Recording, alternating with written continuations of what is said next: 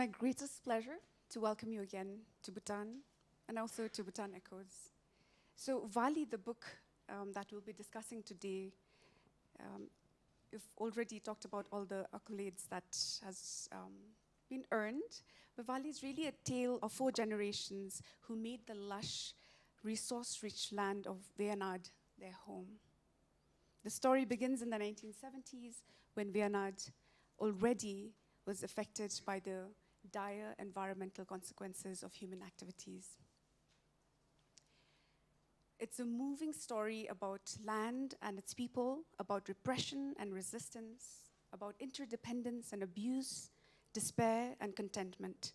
It is told through a diary that's Susan, a mother who leaves behind for her daughter. But Sheela employs multiple narratives, devices, letters, diary entries, folk songs and lore, Bible quotation, and so many more, to weave together the many tales of Vali. So welcome, Sheela, again. Thank you. I know we are all very eager to really learn from you how you weave together these compelling stories, but also keep the poetic style throughout the book. But first, I want you to talk to us a little bit about your literary journey, from being an electrical engineering student to writing. Why is writing important to you?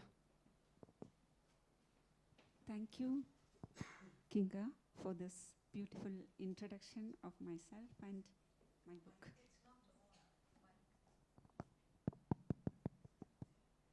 Thank you, Kuenga, for the beautiful introduction of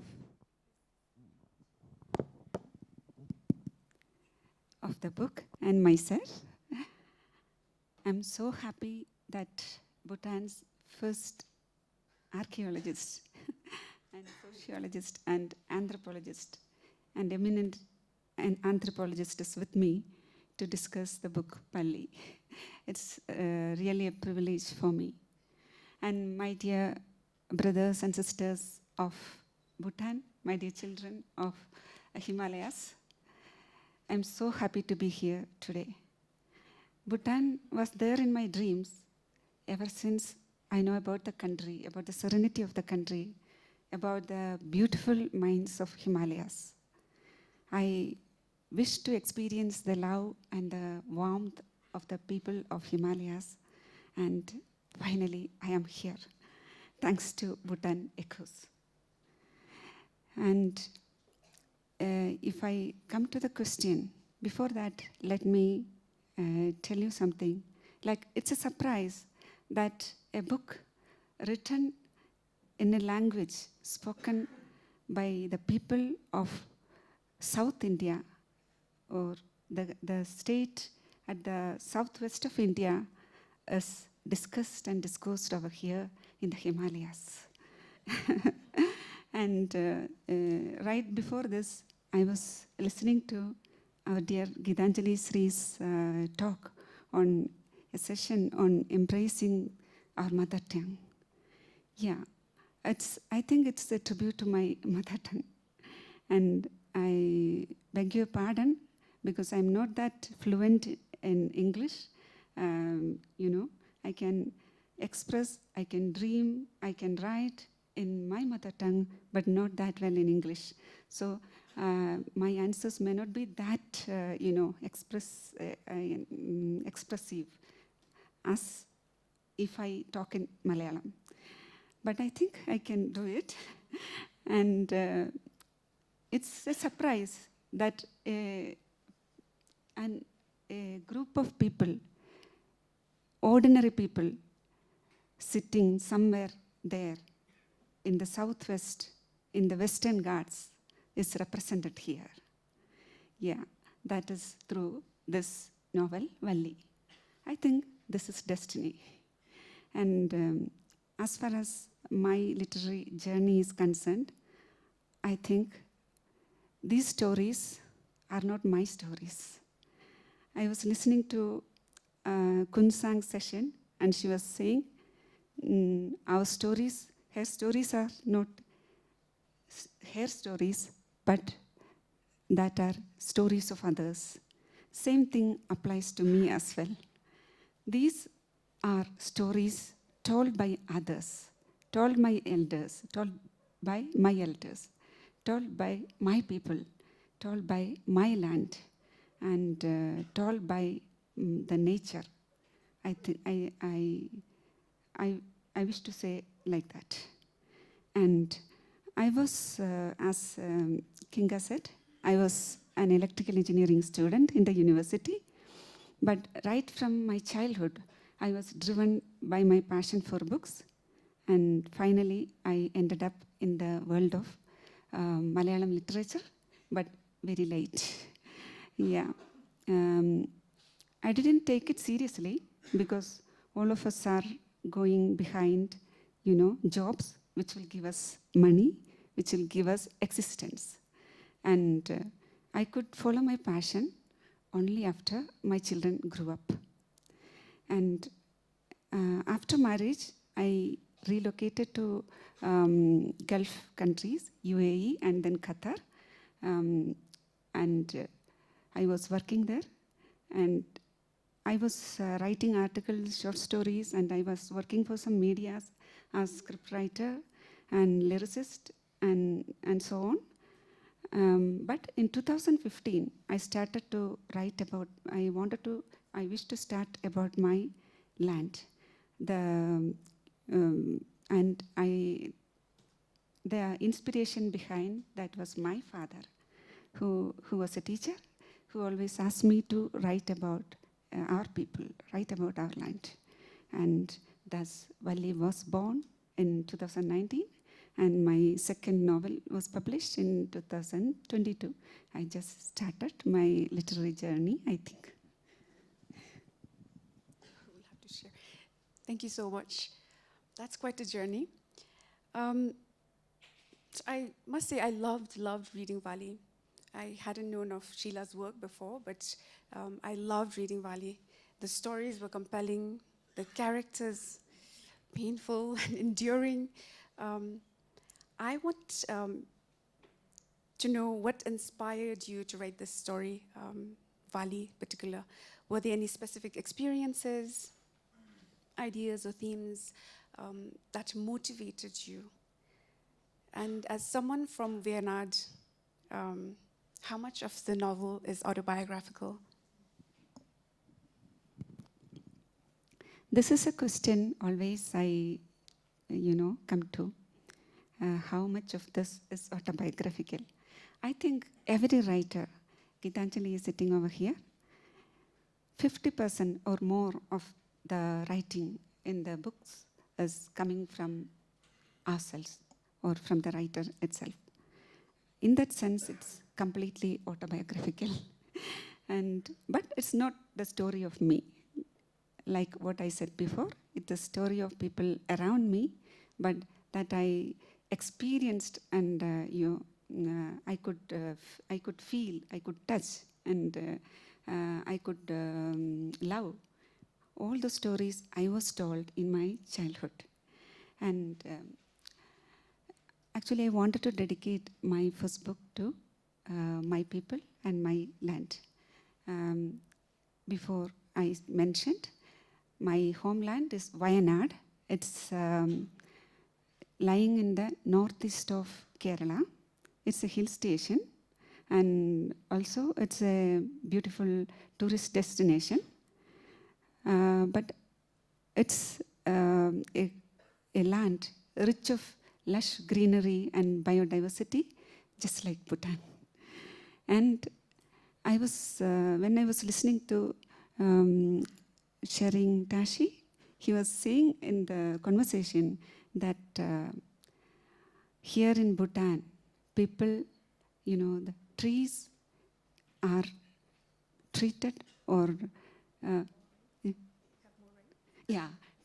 trees have more rights than people on some part of the world, in some part of the world.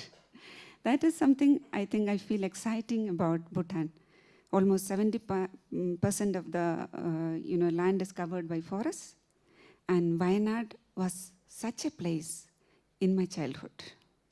But in the last 5 decades, I have seen the transformation through which Wayanad has gone through.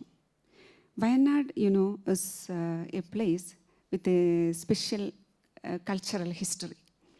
It's a land of migration, in the sense people have migrated from the south part of Kerala to the northern part of Kerala called Malabar during post-World War years because of poverty, because they will get more land in Wayanad for cultivation. The migrants use this land for their survival. And before that, this land was occupied by Aboriginal people of the Adivasis, as we call. And Adivasis used this land, used this nature, used the forests, used the rivers only for their livelihood. They didn't do any harm to the environment or the nature. They were actually the protectors of the nature for centuries and for generations, we can say. But later on, when the migrants came, and even before that, even before the migrants came, British came there to make plantations. And at that time, a large part of the land was, the large part of the forest was destroyed. And later, in the current period, Wayanad is, known for the corporate encroachments. And governments are giving silent approval for all these encroachments, all the destruction which is being done to the nature. And being a girl born and brought up in the lap of forest, I really felt the loss of my land. That was the beginning of the story which I wanted to write. And also, I think, I told about the migration. Even my parents, my grandparents, migrated from the south of Kerala to Wayanad. And in my childhood, I have listened to all sorts of stories of struggles for existence, of floods, of diseases, of animal attacks, all such sort of things. And also, I have listened to the stories of the tribal people around us. So, I think Valli came out as the organic telling of my childhood memories and all those stories which I assimilated from around me. Thank you. So you say that you're descendant of migrant parents. I was a little concerned going into the book. I was trying to look for the savior complex that you often encounter with books like that when it's written by somebody, as you say, there's still the they, the other, the Adivasis, the actual or the oldest inhabitants. So I was worried about that, but that wasn't the case with Valli. It was quite amazing. Could you talk about the complexities of writing Valli, especially with regards to the complex and compounded identities of your characters, which there are many?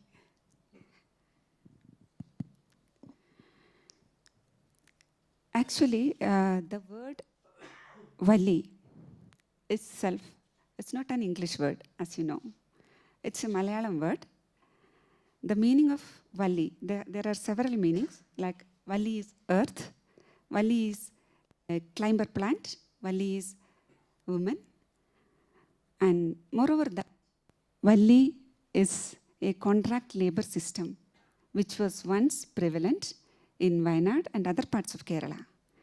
In that system, if you go through the history, you will find that the workers were given a certain measure of rice for working for the Janmis, that is the landlords, and they have to work for the whole year for the same Janmi. And if for breaking the contracts, they were given severe punishment. And in the 1970s, as Kuenga said, there were appraisals, Naxal appraisals and other, political movements for, ending this contract labor system, which was there in Wayanad. And some part of in some part of my land, the workers were sold like slaves even, like how we sell our products in the market. And in some pictures, migrant people were picturized as the rivals to the Aboriginal people. But actually, from my childhood, I experienced that, the migrants and the Aboriginal people, the Adivasis, were existing, they have coexistence. Like with the arrival of migrants, the condition of the Aboriginal people had improved. Actually, they were working for the Genmis, the landlords, as slaves. But they started getting, food. They started getting good, wages. But still, decades passed. But the condition of the Adivasi people in Wayanad, even though it is better, now also they are fighting for Valli. Valli in the sense, a piece of land, which is actually, they were thrown out of the land by other people, especially the people belong to the privileged class like me. And as Dr. Kuenga said, the first complexity that I faced in writing novel Valli is that how much justice I can do to the Adivasi people, as I am writing from a sorry.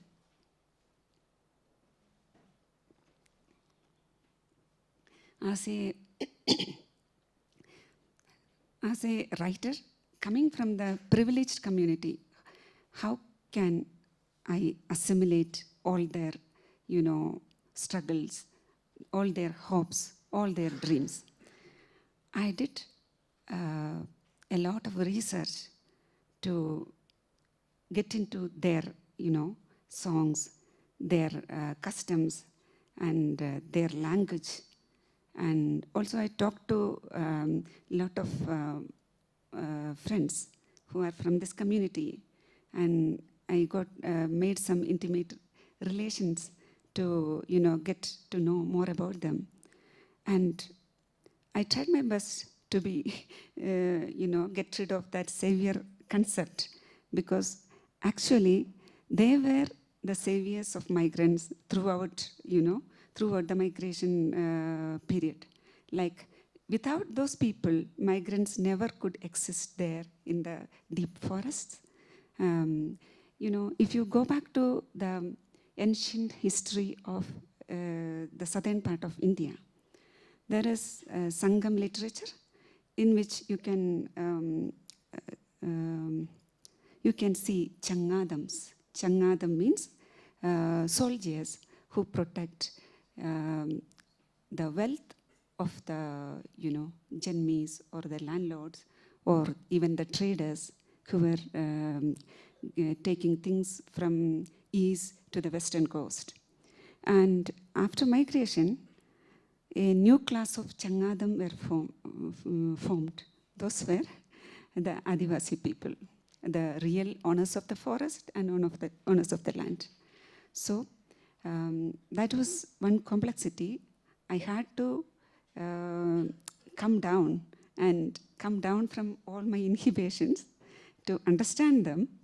I have to put my leg in their shoes and have to create the real empathy, not the crocodile, And the second thing which I faced was, there were fiction written on Wayanad in the Malayalam language. There were beautiful fiction written about the Aboriginal people, about the land, about the migrants and all. I have to tell something new. Otherwise, I have to tell something differently. That was a difficult task for me because they were all icons of Malayalam language, and I had to go through all the fictions and non-fiction even written over the land and do thorough research to get rid of any such things coming into my writing. And I started where they stopped, that is in 1970s. Major novels, fiction, written on Wayanad ends with 1970. So I started over there and I wrote what I experienced. And another complexity which I faced was the language. Language, I told you that Malayalam is my mother tongue, but there is another language coming in Valley. That is the language spoken by the tribal people of Wayanad. Especially the language spoken by the community, Paniya community. And it's a language without any script. To be faithful to the language, I need to reproduce all their songs, all their dialogues, all their customs, everything in their own language itself. And dedication of this book even goes to the languages without script. And as an anthropologist and a sociologist, you may be knowing that, in the last 5 centuries, more than 50% of the languages have disappeared. And this language extinction, I think, is not a simple process. When a language disappears, a culture disappears. Yeah, and regarding the tribal community of Wayanad, they have a rich culture of songs, rich culture of herbal medicines, and they have their own, their own gods even. All those gods are nowadays replaced by some privileged gods. That's the sad thing that's happening. Yeah, and I need to be faithful with the language as well. These are some complexities. Thank you. And I see it so beautifully. I think that your intentional use of folklores and songs in the novel, that comes across very strongly. And you delve so deeply into the emotional journeys of your characters. There wasn't a single character, in fact, that I wasn't moved by. Even the very cruel Ivan Chan, who was extremely cruel, especially to women and people lesser off than himself. But still, in him you see that he's only a product of the patriarchy and the system that were in place at the time, hopefully, just at the time, but maybe even today. And thank you for explaining how you address the issues around these local and traditional social structures. Where did you find these characters? If you could talk a bit more about that. I think I have mentioned something before. All these characters, I didn't create a character. All these characters came from around me. Like, there were plenty of characters which were pushing forward. Please take me, tell about me, tell them about me, tell them about me. And I need to,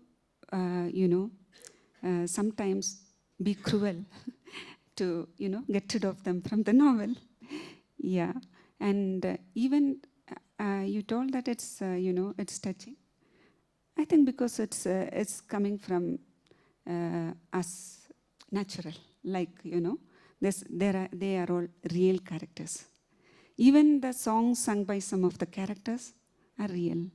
Even the film songs and some characters are singing old Malayalam poems written by Mahakavis in Malayalam. All those were real characters, real people who are even present today there. So I think that's why it was touching hearts. And even the characters from the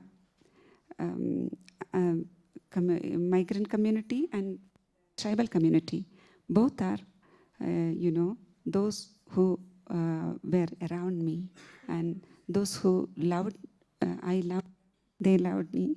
And some of the cruel characters, as you said, as it's the product of patriarchy, and of course, it happens in all the parts of the world, I think. Thank you. Jayashri, your amazing translator, in her epilogue, writes about the many ways in which you can read Vali.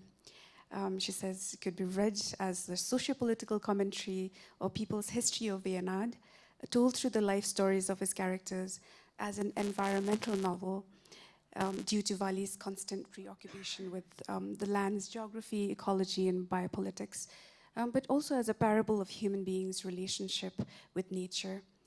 How do you hope it resonates with the readers? What do you want the reader to take away from it?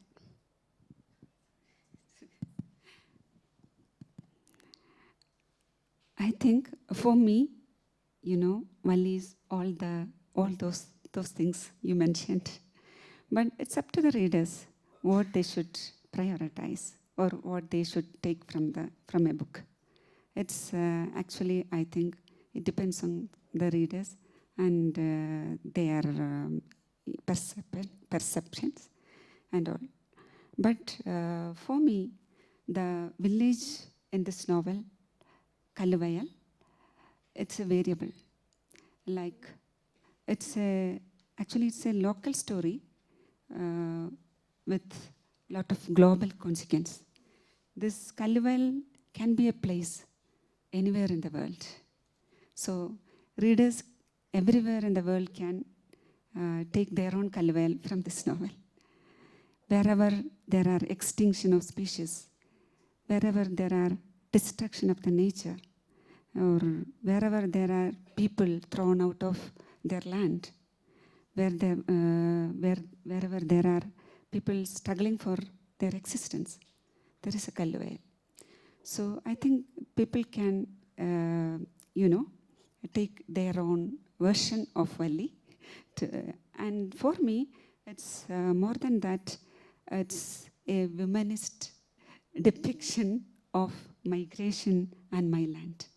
I told you that before. So many writers in Malayalam have wrote about migration and Wayanad and on my land. But most of them were male writers.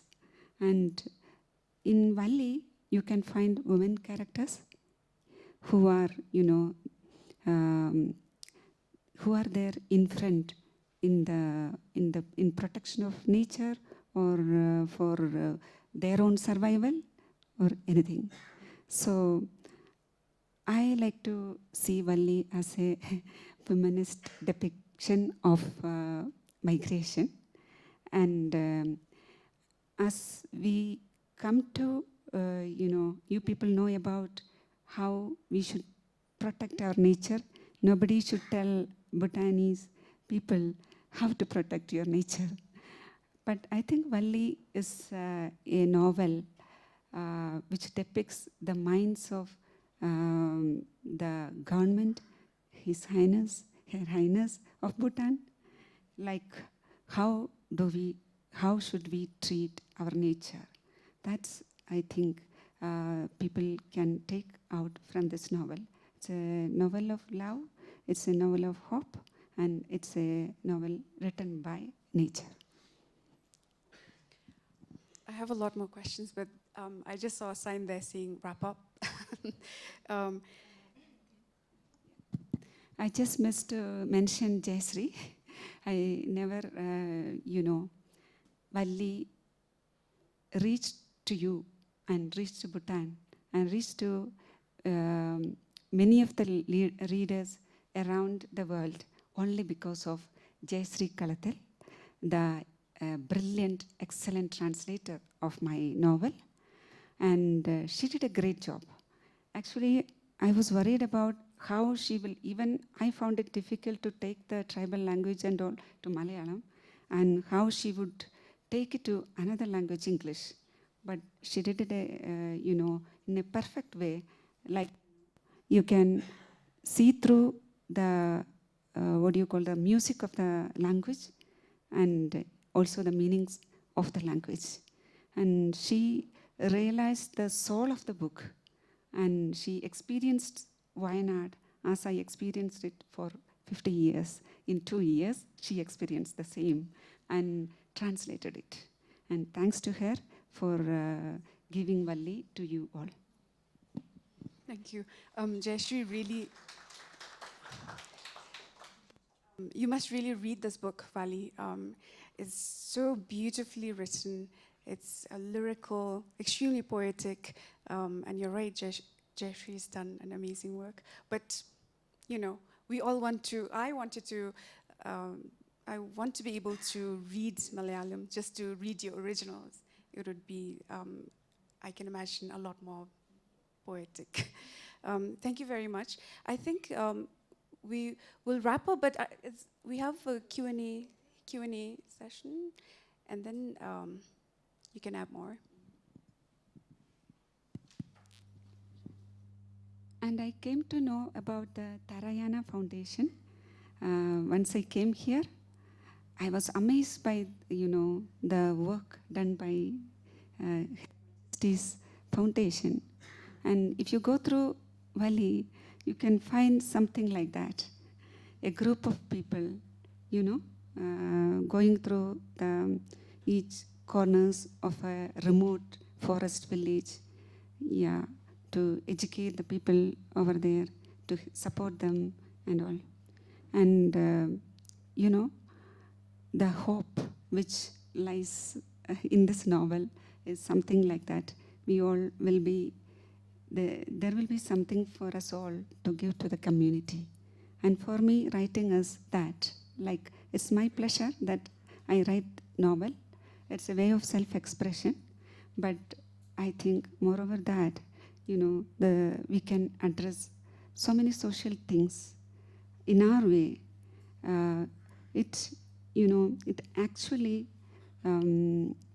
resulted in, a renewed Sheela in me. Like, it was growth in the human in me, that I was driven to think critically, to think, for others.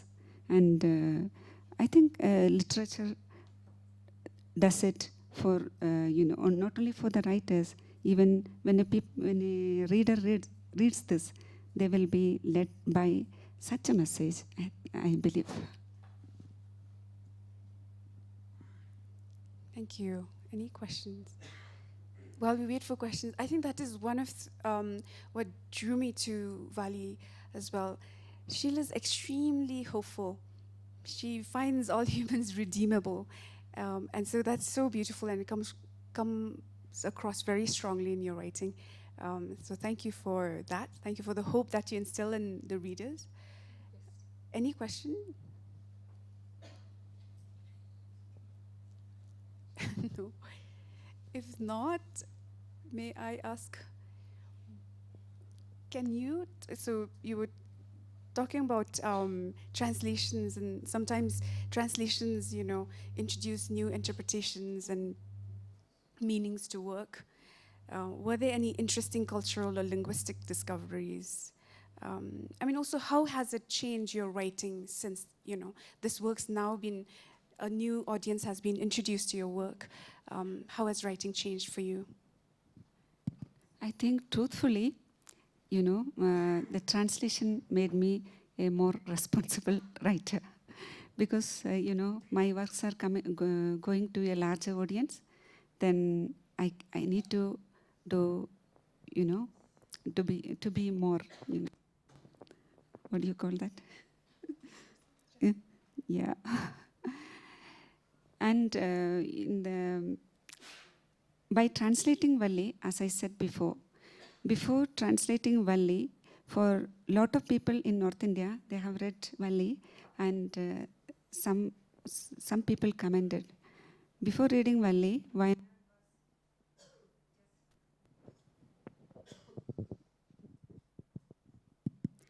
Wayanad was just a tourist spot for us. Now only we know there is a culture, There is a special culture over there. There are special songs. There are, the special lifestyle and things like that.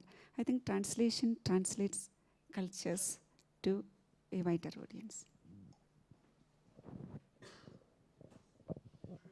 If there are no questions, we'll wrap up. Thank you very much, Sheela. Thank you. Thank you. Thank you, everyone, for listening to me. I hope I made some sense and you could understand.